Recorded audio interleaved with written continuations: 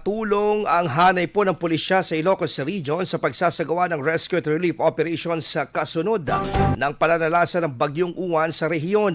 May mga idineploy po sa mga evacuation centers upang gabayan at bantayan ang mga lumikas na residente at tulungan ng maayos na pamamahagi ng relief goods.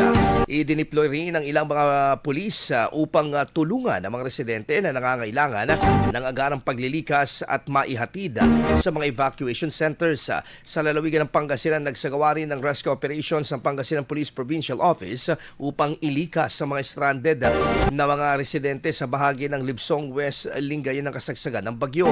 Nananatiling naka-alerto ang hanay ng pulisya upang matukol o patuloy na magsagawa ng rescue, evacuation at seguridad sa pakikipag-ugnayan sa mga lokal na pamahalaan at disaster response team. IFM News. IFM News. IFM News.